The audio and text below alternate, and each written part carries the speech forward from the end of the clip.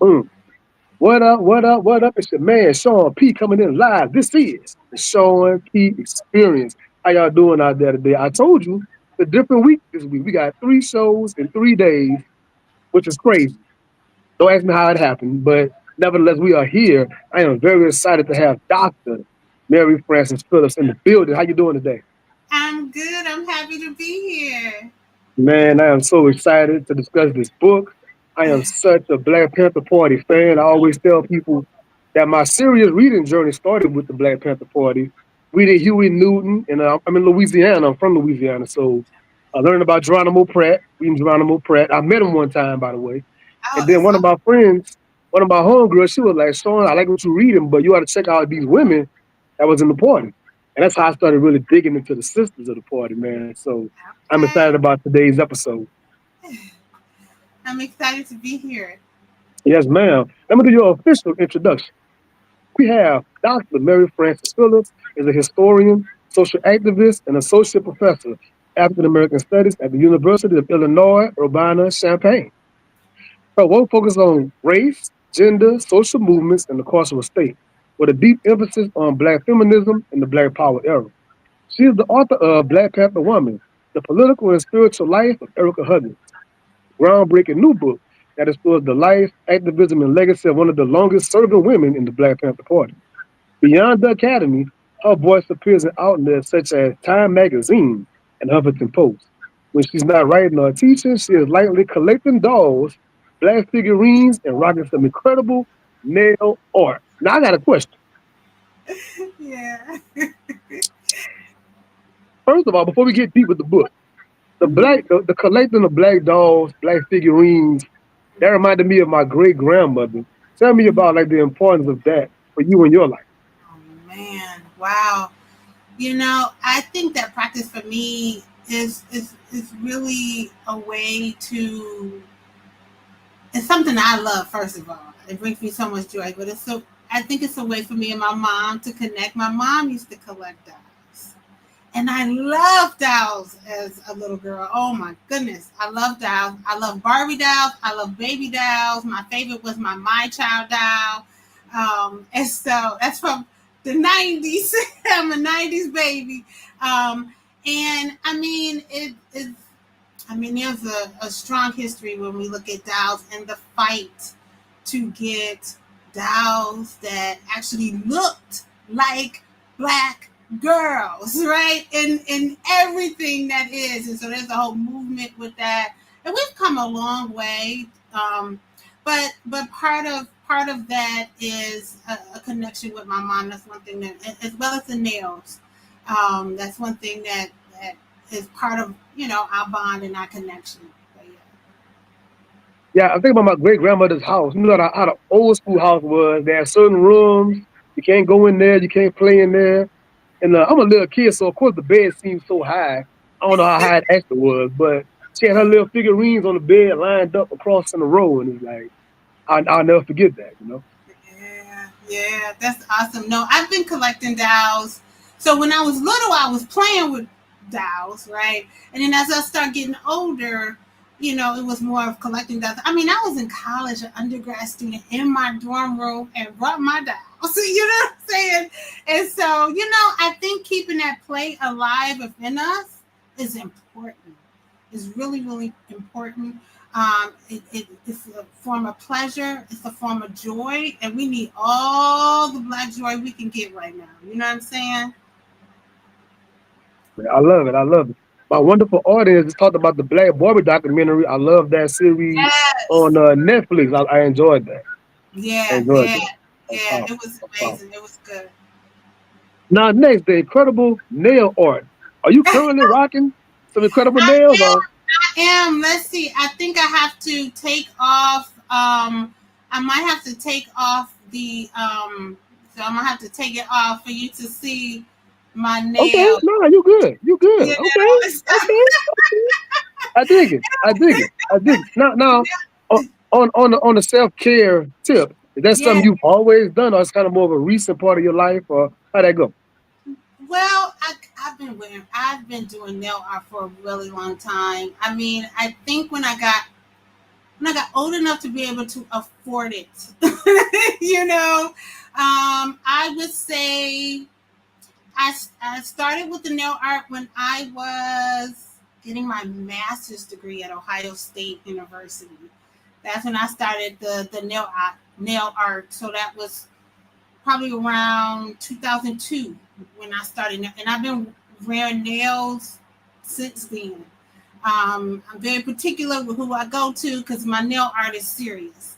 But that's the one thing, and I'm finally at a point where I'm like, you know, this is who I am, and it's a part of it was something very personal for me, and now I'm letting the world know that this is who I am.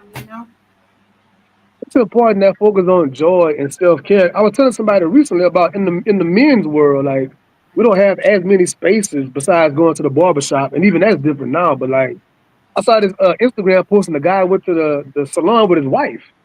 He was like, I don't understand why she always going to the salon. Then he went and they had a whole bar with the drinks and they was getting shots and Oh he was getting wow, the hot rock treatment and the scrubs and all that. He was like, I see why you always coming to the nail salon. Like he yeah. understood.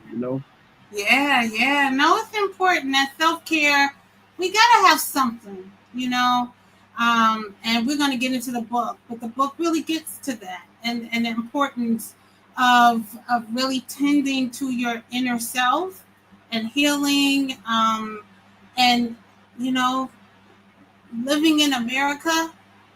Um, it comes with a lot of ups and downs, particularly being black in America. And so, you gotta have that. That's important. So you mentioned your wonderful mother, man. Tell us all about your mother in your life and like what does she mean as far as this publication, Yeah. and all. Give us the background to that.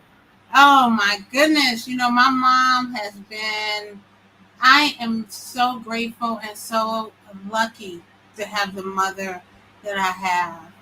My mother is so generous. She lives bigger than herself. She is, she gives so much of herself, and she loves big. And of course, she's taught me so much, but she was my rock. She supported me. So my mom's very spiritual, right? There's a lot. There's some similarities with, at some level with the spiritual attentiveness of Erika Huggins and my mother. My mother is very spiritual, not necessarily religious, but very spiritual.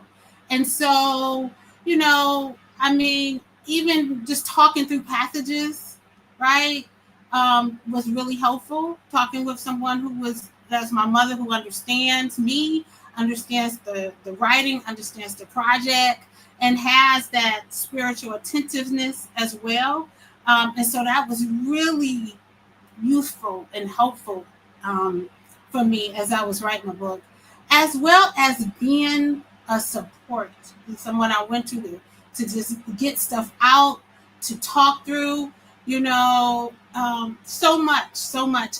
I honestly, I'm not sure if I would have finished this book if it wasn't for my mother. There's some very painful parts of this book when we think about state repression and its impact on women in the Black Panther Party.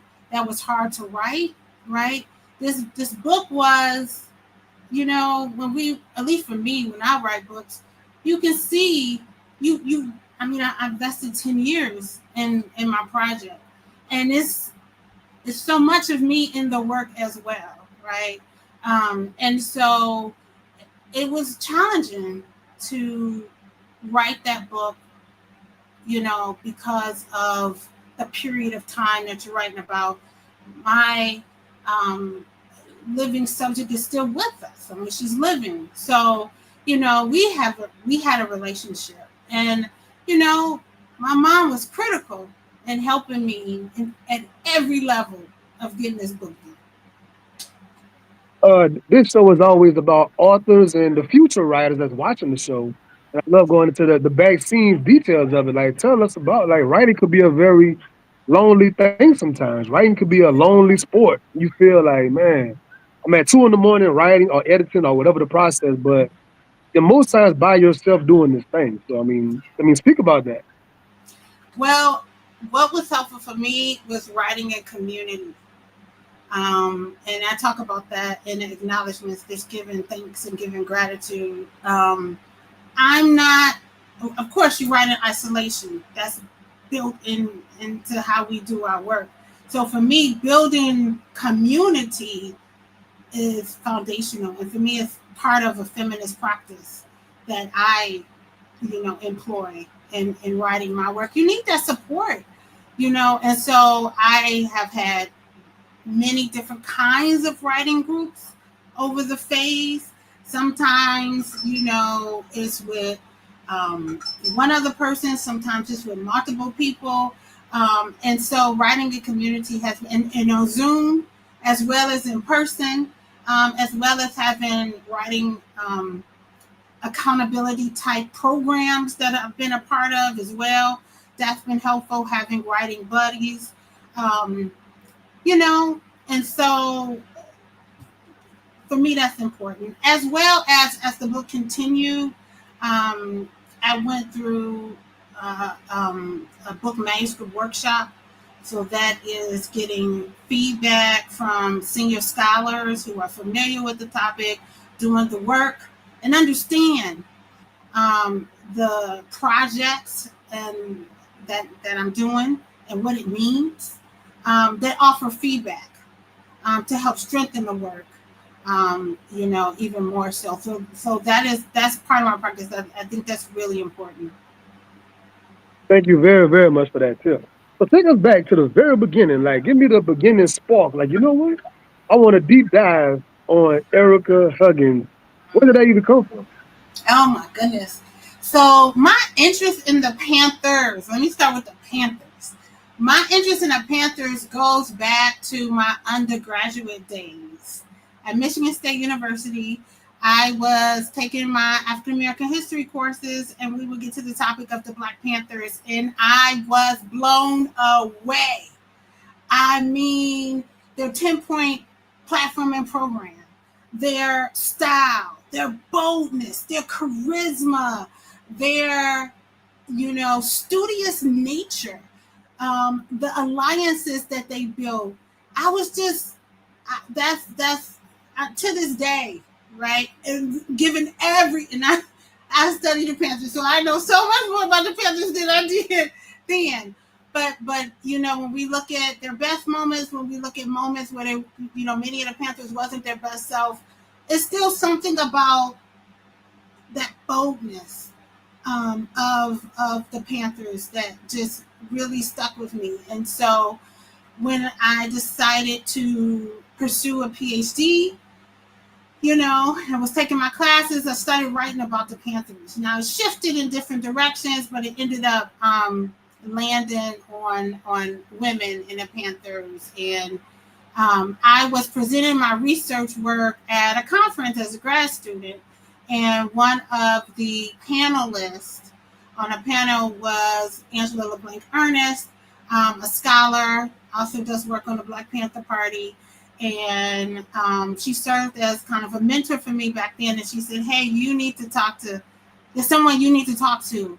And that's Erika Huggins. I had never heard of Erika Huggins. I was only familiar with the Panther women primarily who had the autobiographies because I had read all of them. And so I didn't know who she was. And so she said, let me put you in touch with her. And she did. And that first initial conversation lasted for hours. And I was blown away by her story.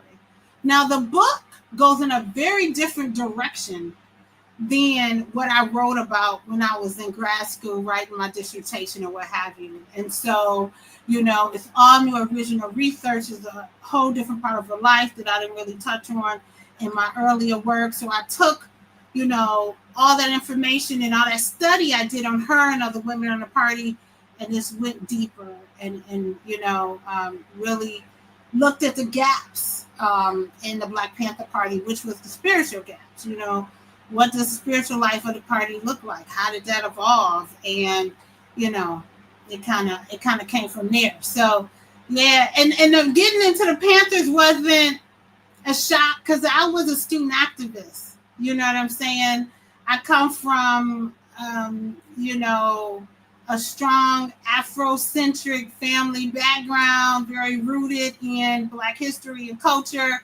I was raised with Jet Magazine, Essence Magazine. There was a Black power, Black pride that was foundational to my upbringing. So it wasn't a surprise that I became a student activist. And for the people who know me very well, that's been knowing me since then. It is not a surprise that I studied the Panthers. Yeah. You just said something important that we touch on the show sometimes. You just did it on your own. Ebony, Jet, Essence, a lot of these premier things you would see at any barbershop, hair salon, somebody's house, in the restroom, wherever. What you think is the impact of having a lack of that like now? A lot of these press are not really there anymore, or they sold and the company changed direction, or, what's the impact of that now, you think? Media is shifting, media is changing. We got social media that has changed things. I think a lot of times these print magazines are fighting for relevance. They're fighting to maintain themselves. You have a lot of print magazines, they're smaller, they don't print as often because they're trying to figure out how do we survive in this economy that's shifting with all this new technology. There's all new ways to get the news, to find out what's going on, and to really get all of the valuable, important content that was in the Ebony, that was in the Jet, that was in the Essence. And so when you think about capitalism and you think about technology and all of these shifts that are happening, all these technological advancements that are happening, you even see that in the book world. You got the rise of platforms like Audible or all of these other platforms, as well, right? Where you see, we trying to maintain our stability and our relevancy in the changing economy. But it's so important. I'm old school.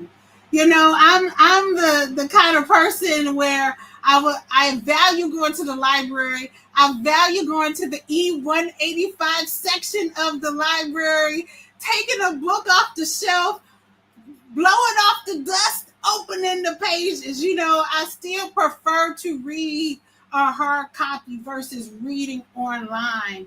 Hold There's on, wait a value minute. in that. Yeah, Wait a minute, yeah. wait a minute, Doc. Wait a minute now. You're the only other person I ever heard gave a specific section of the library. That's crazy. The only other person was Mark Anthony Neal that gave a specific section. So for the audience and myself, what is that section? What is that? That's the Black History and Culture section. That's where you went. See? That's where So you so went. Whatever so so period you wanted to study, you went to E185 in the library. Come on now. so is that like universal, or is that like just Yeah, that's where you went? universal. That's universal. Let That's me write it universal. down. Yes, I'm write writing it it. I'm writing down. it right now. What it is? E what? E185 in the Yes. library. This is in real time. Oh, I'm writing it down right now in real time. Yes, in the university libraries. Now, there's some variants, don't get me wrong, but that's the main section. And the fun of that is you would go to that section looking for your particular book, and you will find so many gems all around that book. You're like, oh my God, let me get this, let me get that. Oh man, it's Thank you just, very much. Thank you yeah, very much for that. I yeah, love it. I love it. I love it. absolutely. On this show, back to the author process. You said it took like 10 years, correct, for making this. So I want to know about the research process. What was it like? You had a hard time finding documents and records. I understand it wasn't as easy as it might seem. Give us the idea of what it was like to hunt down and scour for these theories. Thank you for that question. Because the book addresses a part of Erika Huggins' life that I didn't cover in my earlier work on her, I had to, and it's all original research, I had to really search where are the archives on this part of her life, right? And the book looks at her, the heart of the book looks at her life in prison. What did that look like, particularly as a Black Panther Party woman, a political prisoner? What did that gendered carceral violence look like as a mother, right? As a political prisoner? She was the first among the other Black Panther Party women as well. They were the first political prisoners at the Janet S. York Correctional Institution, that's what it's called today, in Niantic, Connecticut. They didn't know what to do with them, right? And so they knew they kept them separated from those in the general population because their words were considered contraband. Their interacting with them were considered contraband, and they feared that they would cause a riot. Now, of course, many in the general population, many women still communicated with them and risk punishment, risk getting isolated to communicate. I mean, and support them. But it was, and this story had not been told. And so I had to do a lot of work in contact, building connections, building community. So I reached out to the local library that was in Niantic, and they told me, this is who you need to talk to, this is who you need to talk to, da, da, da. And I ended up visiting the prison where Erika was incarcerated at, which is the um, where she stayed, the building where she stayed is in the same state it was, in the 1960s. So I actually went to her cell where they predicted her cell was, right? I talked to the prison warden, who at the time was alive. She was in her late 90s when I interviewed her for the book, right? I talked to a former correctional officer who had meted out violence on the Panthers, and he talked to me about that time and that violence and his regrets during that time. And so I got a lot of support, once, from librarians helping me. Some of these records are public too when we think about arrest records. So Erika's arrest record was public. Some of the other Panther women was public as well. And so contacting the libraries in that area was essential. And then I had to work to get her prison records. And Erika she had to release those records to me. And in that was a log. Because she was a political prisoner, they kept a log on her everyday actions. And that is where I learned so much about what her everyday life was like during her incarceration. And of course, you're looking at, and then there's medical records that was in there, as well as a host of other types of trial material and court documents and what have you. And so I'm looking at her prison records, and I'm marrying that with other primary sources as well as secondary sources, as well internal documents on the Black Panther Party school, because Erika served as director of the Black Panther Party's Oakland Community School, where she got her freedom, as well as these unpublished letters that were handed over to me by a journalist that Erika built a relationship with when she was on trial. And she got that to a historian, and she was like, I heard that there's a historian out there writing a biography on Erika Huggins. She cannot write this book without these letters. And she was absolutely right. And it was so much more to the story, as far as the kind of community building that she was doing. She was living bigger than herself. It's really a story of triumph. It's a story of community mobilization. It's a story of support, mutual support as well, in those letters. And then I had to find, Erika built, with another prisoner, she built what is called the Sister Love Collective. So this was a collective that met the emotional, medical, social needs of other women incarcerated with her. And so it was an effort to find the key women that was a part of the Sister Love Collective. And I found many of them. The key co-founder of the organization had passed away when I was writing a book, but I found her daughter and her brother and her family, and they told me so much more about her that is all in the book as well as Connie Savita, who did hair.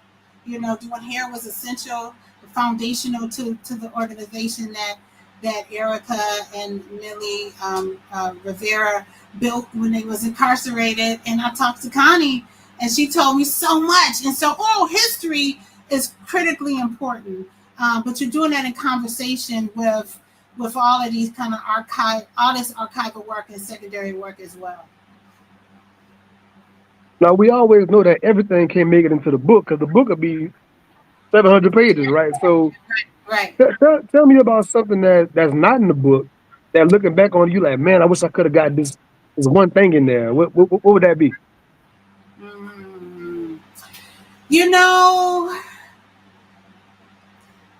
there if so there were some stories that didn't make it in the book because of time, and like you said, the book would have been too long. I wanted it to be manageable for students to read in a semester, as well as the fact that Erika wanted me to cut some parts of the book, um, or some stories, I should say. And so there was a discussion about that, and so some of those stories that were cut revolved around the beautiful, tender moments of John Huggins.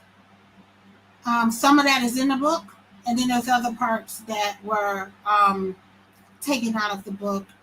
What's beautiful about John Huggins is that he was one of those brothers in the Black Panther Party that did not subscribe to the hyper-masculine, this kind of hyper-masculine idea, or trope, or what have you, in the organization. And he was very gender inclusive in his leadership style.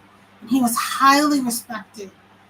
And he didn't, not subscribing to this kind of hyper masculinity. There was a tenderness and softness about him, and I do think I get you some of that in the book, but some of those intimate details are just special to him and Erika that didn't make the book. So that's some of that. Of course, it's more stories in the letters, in the unpublished letters that didn't make it in the book. There's some Panther women that Erika writes about in the book that I didn't get a chance to get into like I would have wanted to. There is more of her critique of the trial and the sexism that was going on, the racism that we saw in the courtroom at times. I wasn't able to get into as much of that, but there is some, of course, of that in the book. Thank you very much. So when I read biographies and autobiographies, one of my favorite parts of the book is the first like 2 or 3 chapters hearing about the person's parents or their grandparents and their siblings. Tell us about the parents of Erika Huggins and like how do their characteristics show up later on in her life when it comes to leadership and her spiritual path. Yeah, so Erika's mother was a devout Christian. She went to church every Sunday. She went to Sunday school. She made sure her children were in Sunday school, were in church every Sunday. Um, so she was very religious, right? So that was important, and influenced Erika in a lot of different ways. She was also someone I would consider was selfless. She gave, and gave and gave. If you needed food, she'd give you food. And that's important. That's important as well. Um, Erika's father was a soldier in World War II. He experienced a lot of racism, and with that comes trauma. And at times, when he came home, he would bring that would show itself in the form of domestic violence and that trauma. And so Erika, as the oldest, oftentimes her mother will have her protect her siblings from that. Erika and her father made peace, made amends before his passing. But it was in those early days where it could be argued that Erika began to build ways to protect herself internally. So she began to write poetry, right? She turned to various outlets as a form of resistance to protect herself as well. And that came in handy during her incarceration, much, much, much, much later as well. But her creative, Erika is a poet for those who don't know. Erika did a lot of art in the courtroom that is in some of that is in the letters, and that's in the book. And that creative outlet, I believe, comes from her father, right? As well, because her father could draw really well. So, I think, in a lot of ways that resistance and that understanding of the power of the spiritual, right? And that inside healing, that healing from the inside out comes, very early on from her parents and that foundation that they laid for her. So at 15 years old, the young, super young, Erika Huggins decides, you know what, I'm going to the March on Washington, against Yeah. her parents' wishes. Tell us about like that early part of her life and that early activism spirit, and then later on, what led her to ultimately join the Black Panther Party.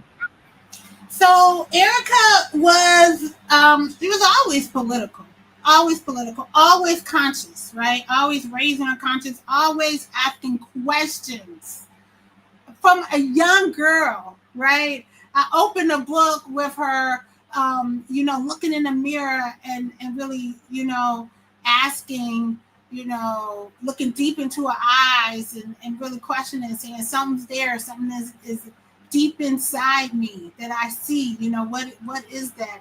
And so from her, very from an early young age, Erika is thinking critically and interrogating the world and asking deep questions, right? And so storytelling also becomes key and fundamental to Erika's learning and the raising of Erika's consciousness. So storytelling from her mother, telling her stories about growing up during a period of Jim Crow, talking about, her grandparents growing up during that particular period, and what their experiences were like. So Erika's listening to all of this, right? Erika is taking trips down south to visiting family, also, learning and listening to these stories. And that becomes critically important and foundational. And so, and also, when she sees stuff on television or she is experiencing stuff in school or she's going to different parts of Washington, D.C., and she is noticing differences in class, right? She's noticing how, Black people are getting treated, right? As well as in her own community, witnessing at a young age police brutality, which I talk about in the book, and speaking back to police officers, right, to stop attacking, Black folks in the community, right? And so that fight is in her. And so when she goes to the March on Washington and gets her parents' wishes, it's part of that tradition, right? of political activism. And that was a turning point that I argued in the book, where she made a commitment that she will serve her community for the rest of her life. And she indeed stood by that, right, with every thread in her being, and she's still doing that work now. But she traveled by herself, right? She traveled by herself, got on the buses. I believe she had to take 2 buses there. Came back home, and that was important. That was a whole experience. She had to go. She had to go and experience that. And speak about her being in college and just thinking to herself, like, you know what? She's saying Huey P. Newton was going on with Huey P. Newton and the Black Panther Party. And you know what? I'm going to join the Black Panther Party. Like, to make these life shifting choices. Yeah, Speak about that.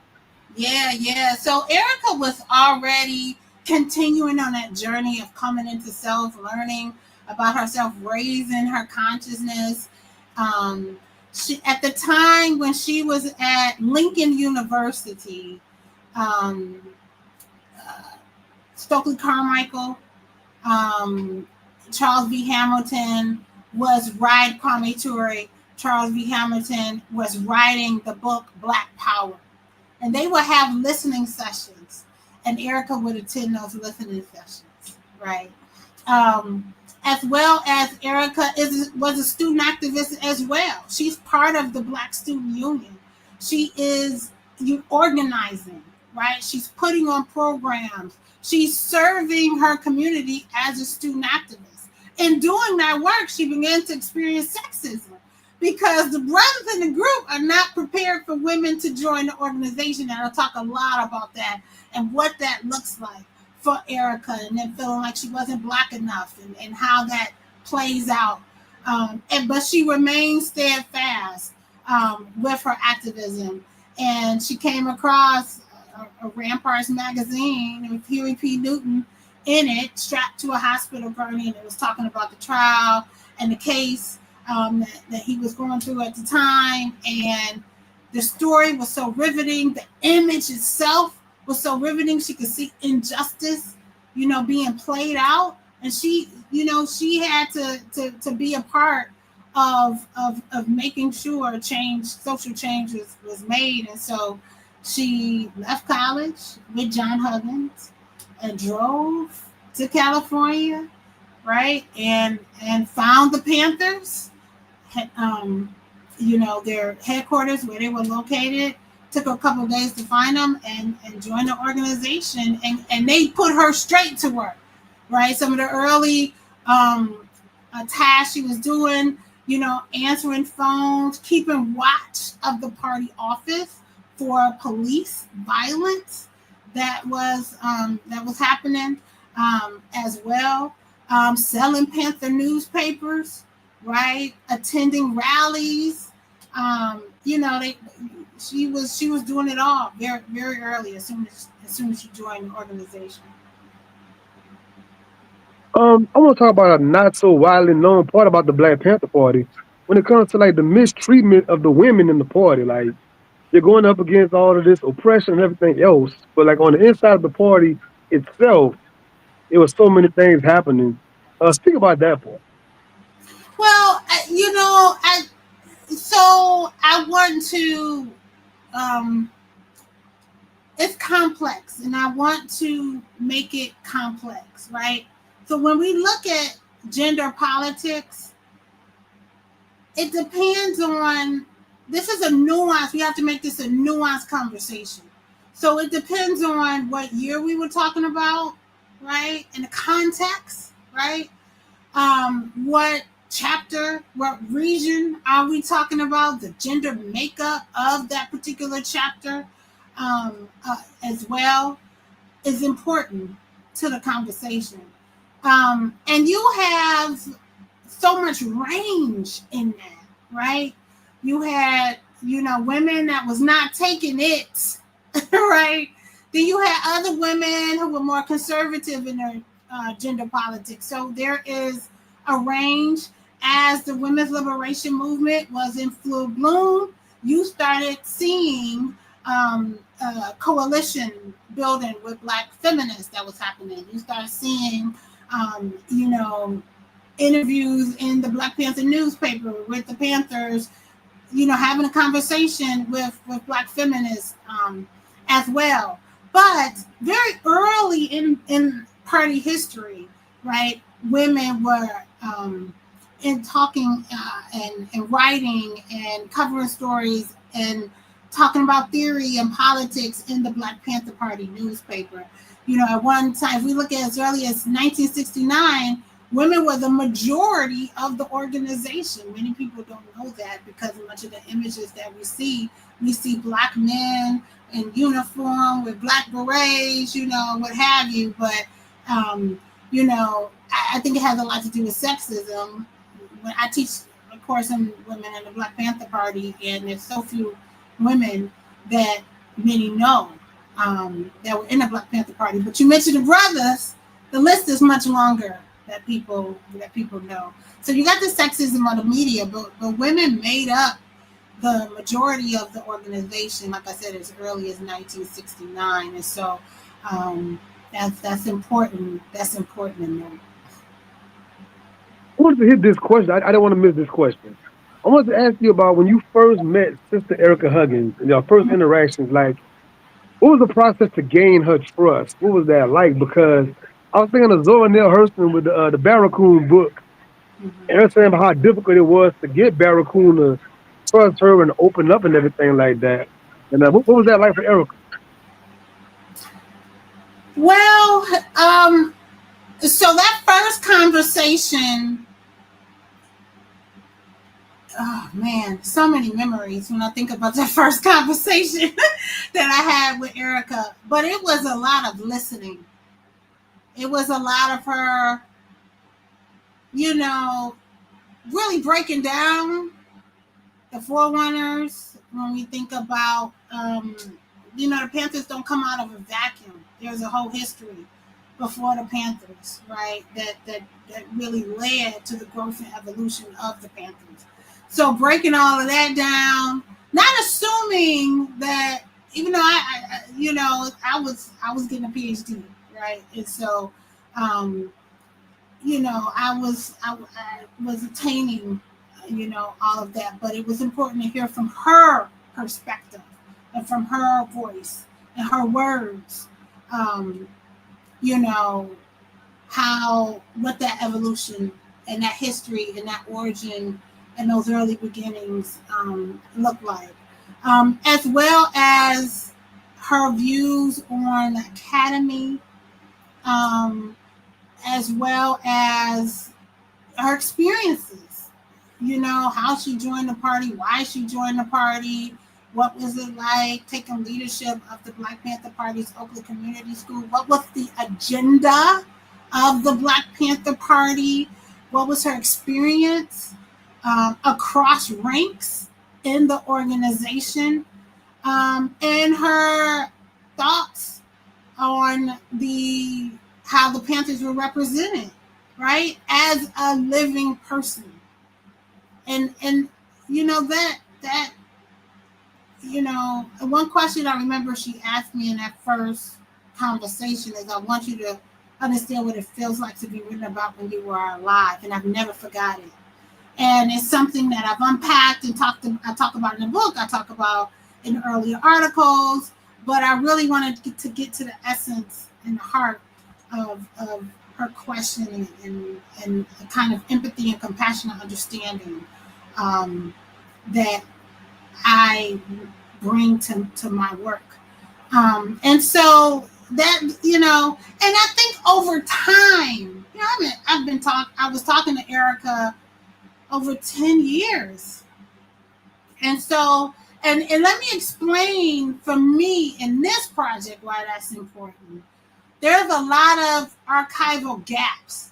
Meaning, if you go to the archives, while there's a lot of data and information in the archives, there's a lot that's at the same time that's not in there, right? And so, particularly when we think about Erika's early life, her early beginnings, her parents' influence, where she was raised, all of these kinds of questions were not in the archives. There's a lot of stuff on the court trial, of course, as well as her work as director of the Panther School. You know, it's a lot in the Black Panther Party newspaper on Ericka. But, you know, those early beginnings I could only get from her, right? And so I had to go to my source on specific aspects of her life that only she knew. And again, this is all in conversation with all the rest of the archival documents and what have you. But that was important. So, over the span of talking to somebody over 10 years, you build trust. And there was an understanding that we developed, over time. There was a request, that she asked. There was also me communicating what it is that I do and what my duty is as a trained professional historian. But I think with time is how we were able to build trust. With time, we're being on panels together. We're talking about the work. We're talking about our families. I mean, and I think back a lot of our conversations on telling her about what's going on in my life, as well. And while she's looking back, she's also looking at the present moment as well. And so she's also connecting me to other people. You need to talk to this person. You should go to this exhibit, whatever it is, And so I think just with time, we were able to build trust. So a large part of the book is about her time in prison and what happened there. Educate the audience on like what landed her in prison to begin with. How that even happen? Yes. So Erika was charged with a crime she did not commit. So I'll take you back to when Erika Huggins was in LA and in the Black Panther Party. And many people are familiar with the state repression, the murders of John Huggins and Apprentice Bunchy Carter that happened on the campus of UCLA. And so shortly after that violent moment, Erika went to New Haven, Connecticut to bury John Huggins' body. And she was asked by the community to start a Black Panther Party chapter. So she does just that, right? And, not long after she started that chapter, of course, the organization is in constant repression. So there was infiltration that happened in the organization. There were members who, were not always members, but a part of the state, who was, very violent in that particular chapter. And they created this narrative that a Black Panther Party member was an FBI informer who was actually not an FBI informer, Alex Rackley. And all of that kind of culminated into his killing. And Erika, because she was in the house, she ended up in the role that she was pressured to be in, right? Because I'm also thinking about the kind of sexism that was happening, some people that were forcing her to do things, what have you, and feeling voiceless in that particular moment, and trying to survive.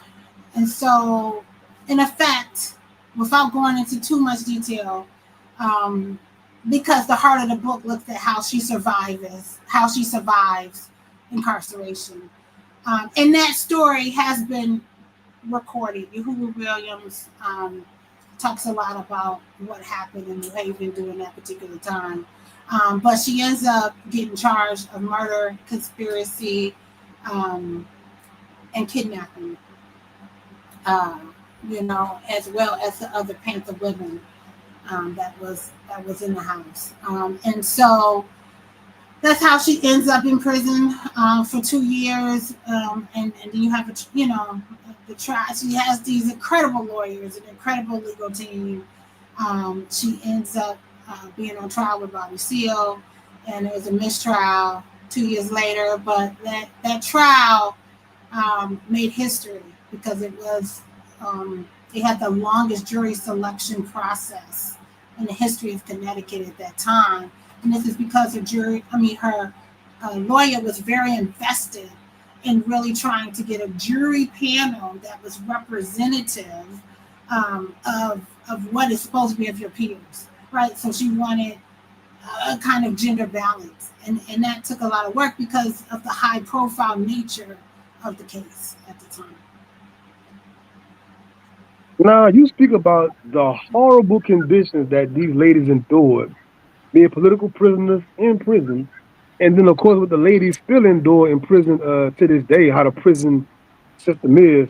Give the audience the idea of some of the things that they endure, especially the pregnant ladies. There was one story in particular in there about the lady giving birth, I believe it was, and what they was doing while she was trying to give birth, man. It was just, I was playing the audio book when I was driving to work, and I was Okay. just like so frustrated hearing the story while I was driving. Like, what? Yeah. So they were met with violence at every turn, from physical beatings to, this kind of psychological um, uh, warfare that they were also going through. So they would censor their mail. They were always taking stuff from them. They would have these harsh lights in their cell all the time, right? That's going on. Women in the Panther women in the group that were pregnant were not given proper prenatal care, vitamins. Food is used as a form of punishment. So at times, the food that they were served was rotten, was expired, was different colors, not even your normal colors, as well. And so they would protest. They went on a hunger strike, right, in support of women who were not receiving proper prenatal care, you know.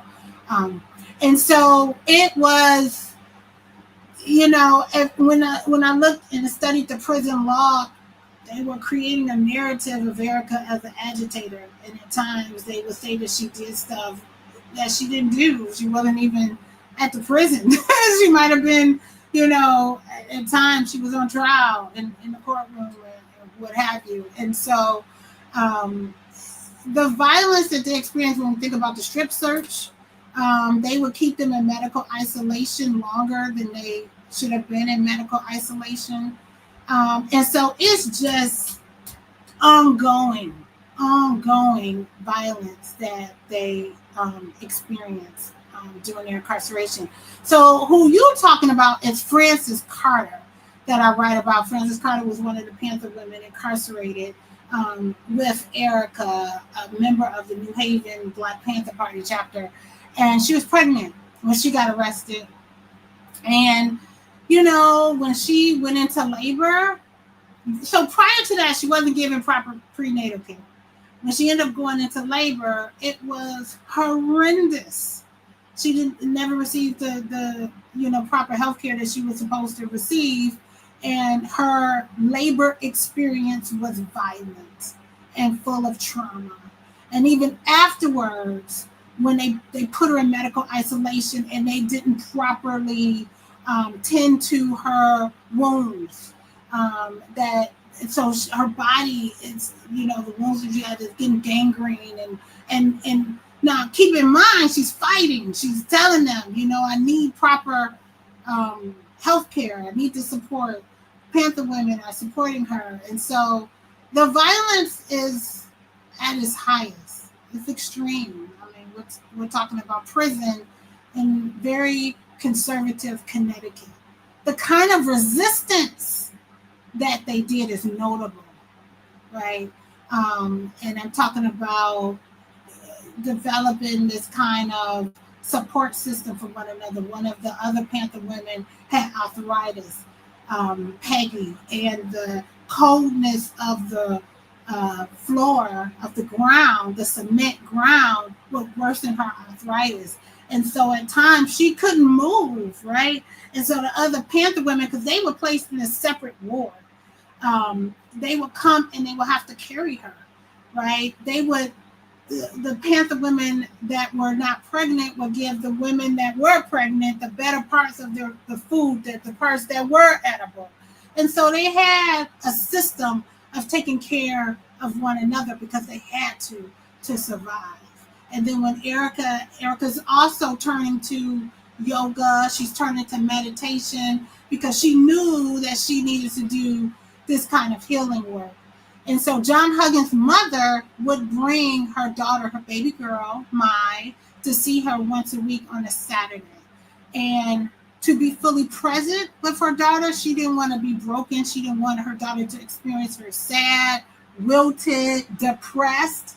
She knew she had to turn to a wellness practice, and that was yoga and meditation. So her daughter is what kept her, or what motivated her to turn to those practices so she can be fully present and engaged with her daughter during that 1 hour on a Saturday that she had to spend time. Also, one thing that we don't think about is the kind of gendered prison violence women experience in prison as mothers. And so when Erika was incarcerated, she was breastfeeding. And so the prison forced her to take a pill, and she fought and fought and fought for the longest time against this. But they eventually forced her to take a big pill to stop her from, to dry up her breast milk, which is a form of violence, right? And they didn't allow her to breastfeed her daughter when her mother-in-law brought her, on those Saturdays. So, when I say all kinds, so Erika had to do this because she didn't want to internalize that menacing environment. Charles Gary, who was on her legal team, was a yogi expert. He used to do headstands before he went to the courtroom, And so she went to him and she said, I need a book on yoga and meditation. And he gave it to her. And she studied that book and self-taught herself yoga and meditation because it was a state of emergency for her. And so she healed herself, right? Despite the violence that she was experiencing every day. And she was able, to, after she had done that work and moved to the general population, she was able to give more of herself to the community work that she did, with others, and starting the Sister Love Collective that I write about. So I noticed with Matula Shakur getting big into acupuncture, Yeah, Erika being big on yoga. yeah, Tell us about like in the 1960s and the 70s, it seemed like this big thrust toward like Eastern medicine, Eastern yeah. practices and things like that. Like why do you think we went to the East to get these things? Well, and this is a part of um, the story of the Panthers and of not just the Panthers, but when we look at the civil rights movement, when we look at the Black Power movement, this is a story that we oftentimes don't know about, right?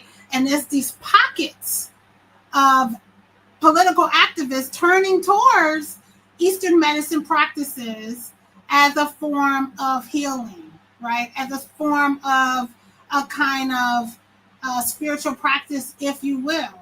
And I think so many political activists turn to these Eastern medicine practices very simply because it works, right? When I think about Matulu Shakur, right, and I think about the population that he was serving, right, folks was in droves coming to get acupuncture, right, who were, on heavy drugs that wanted to recover. And that the acupuncture was critical in that recovery process, right? It's the same kind of thing when we think about yoga. And all of these practices have strong Black African roots. This is us. And there's power in that. And it's a way to reclaim our power over ourselves in a community, in a world who says that we shouldn't exist. And we're fighting for our existence. Now tell us about, I love this, the Sister Love Collective, right? These ladies getting together, they're braiding hair as we do, they're styling, but they're also at the same time, they're gathering, they're giving information, on a covert level, they're doing different things as we have always done since the time of slavery. I love hearing this story. Tell us about the practices and the deeper meaning of that collective. Yeah, so the Sister Loving Collective is critically important. It's an underground organization. And what I mean by that is it wasn't a formalized group, right? It was kind of, hearsay at one level, right? But it's an underground organization that is about resistance and that is about serving needs, your needs that the prison was not giving you, right? So they wasn't tending to your medical, your social, your emotional. They no, right? And so you can come to the Sister Love Collective and get that mentorship. So the foundational aspect or a foundational service of the Sister Love Collective was their hair salon. So when we think about prisons, we think about the ways in which prisons are designed to strip you of that femininity, right? And the hair salon was one way to reclaim your femininity, to reclaim your humanity, right? To really uh, put you in touch with just feeling good. We talked a lot about self-care at the beginning of our conversation, right? This is a way to do that. Now, over the hair doing, which is a very political act in and of itself, right? They are organizing, right? They are doing the work of storytelling, right? They are supporting each other. So somebody may need a lawyer, right? They're bringing that to the Sister Love Collective while they're getting their hair done, and somebody is going to supply a lawyer or get a reference or what have you, right? Somebody needs to be connected with their family. That is being done, right? So whatever your needs were, you came to the hair salon and somebody got you, right? Or if you just needed to talk, right? If you were suicidal, if you needed to, you were worried about your children, right? You could bring all of that to the hair salon. And so they are organizing in plain sight. And it's not looked at as a threat to the correctional officers. They just see them as doing hair. But they are like doing this kind of revolutionary work. I mean, it's just genius, right? And then they continue to build out, right? And so Millie Rivera had learned about the fact that women were dying who were forced to recover from, whatever drugs that they might have been, ingesting or on before they got into the prison or what have you. And then they were forced to endure this kind of detoxification cold turkey with no proper health care, you know, implementation that you're supposed to have to help you properly recover. And women were dying. And so Erika and Millie and many other Panther women would smuggle candy or smuggle cigarettes, right? So engage in illegal activity, right, for the safety and to reduce the pains, because they believe that candy, something sweet, or cigarettes, if person smoke, ease the pain of withdrawal. So they would smuggle it, get it to them because the women were isolated and you couldn't communicate with them, which is a form of violence, right? While they were going through this process, if you know, if you will, and so they would get them that, and the women would come out and thank the women of the Sister Love Collective for their support. There also was mentorship that they did, you know, as well. They also redesigned their prison uniforms. You know, so you just see these radical acts that are happening, self care, right, and community care that's happening. In the book, I talk a lot about the power of these letters, these unpublished letters. You know, it was the sister Jan Von Flatten, who I talk about in the book, who was the outside link to the Sister Love Collective. So she would connect families. She would connect mothers and children. She would make sure people had lawyers. She would get transportation for people. Erika would say, hey, you know, could you check on this? Could you check on that? What about this? Did you connect? Here is the address for so and so. You know, I need you to go to this person's house and have them, you know, come to the prison and check on their daughter or whatever the case. I need prenatal clothes for Millie. You know, she's enduring violence in the prison and she needs some clothes. Here are her sizes.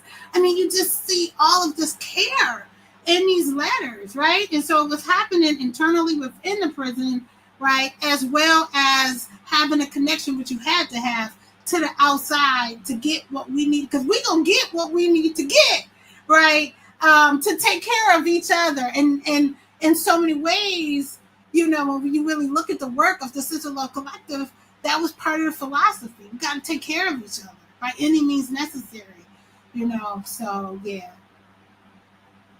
Man, it's all incredible, man. It's incredible, incredible stuff. I wanted to come to the bottom of the hour with this about African American studies, right? I love African American studies. I love Black studies. All of these things. Um, you being a professor, there's a lot of online debates about whether African American studies and Black studies are even relevant anymore. Is that relevant these days? What are your thoughts about the relevancy of African American studies in this day and time in society? African American studies is always relevant, always, and it's absolutely relevant in this moment that we're living in, when our humanity is being questioned. You have police brutality that's been happening for years, right? You have a complete disregard of our lives that's going on, right? You have an attack on Black studies, right? You know, as well as the humanities at large, right? Black studies is so important. It offers you a foundation to know who you are, right? When you think about history, politics, culture, literature, and when you have that foundation and many other areas, when you have that foundation, right, it helps you not only know who you are, right, but you can better serve your community in whatever field that you choose, right? Because you have that kind of understanding, um, you know, foundation, you know, to your community. And so, and the history is absolutely relevant. If you got to know the past informs the present. It's all connected, right? And so, you know, I think the conversation is part of this kind of anti-Black attack, right? That's been happening for very, you know, historically, you know, in our country. But it's absolutely relevant and it's necessary. And I personally think, you know, with having a PhD, a master's degree in Black Studies, I think everybody should be trained. I mean, really, it is foundational, and it gives you a sense of self and understanding of where you come from, who your people are, right, and your contributions to the world. It's essential.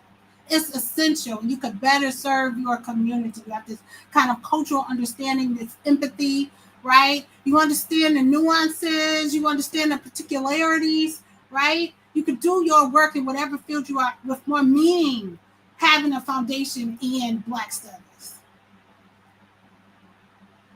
So if anybody out there they have never heard of African American studies, what are some like foundational texts they can probably go to? You can refer like some things that's in your mind, some of your best, what you like about the subject matter. Yeah, so the books that I am engaging with now that I consider foundational, I'm thinking about Taya Miles, All That She Carried. Beautiful, beautiful, tender book. When we think about slavery, when we think about resistance, when we think about family and motherhood and care and love and doing all the work that I talked about of living bigger than yourself. I'm thinking about LaShawn Harris's new book that's coming out, Tell Her Story, on the life of Eleanor Bumpurs, right? Increasingly so important. I'm thinking about Kelly Carter Jackson's book, We Refuse, looking at the history of Black resistance in all the ways that Man, we come on, man. come I on gotta get now, on the show. right? I gotta get on. I gotta get her. I gotta get her. Absolutely. So these are the books that I'm thinking about. Callie Gross's book on vengeance feminism. These are the books that I'm engaging with that's coming to mind right now that I think speaks and gives and can we can look at to give us a foundation and understanding. And there's so much that these books offer to the world right now, and this political present as well. So those are books that come to mind immediately. And we love some good recommendations over here, man. We love it. We like going in over here. So yeah, I appreciate that. So my last question to you is, what can we expect next from you as far as publications? Because like you said, you did 10 years living Uh, this thing, and now it's finally in the world. You gave birth to it. You got legs now. So like, what's the next project? so I'm interested in social history, social movements, people power, the power of the people to change the world, right? And revolution. And so the next book takes up those themes, but in the context of medical histories and young folks of color in their community, really shifting healthcare in the moment of the 60s and 70s. So that's the book I'm working on now. Well, I tell my guests all the time, whenever you have your book ready, you want to come back over here, talk about it, promo, whatever we can do. I'm all about having returning guests. Oh, for sure. I will definitely keep you posted. Absolutely. Yes, ma'am. Yes, ma'am. Well, my audience, this is the conclusion of today's Sean P Experience. This is interview number 2 of 3. That's right. 3 shows, 3 days. Tomorrow we have The Wind on Her Tongue with the writer Anita Kopax and her sister, Michelle Kopax, who is an actress in the recent series Washington Black on Hulu. She's in the series. I'm going to have her here tomorrow on the Sean P Experience. Thank y'all very much. Have a good evening.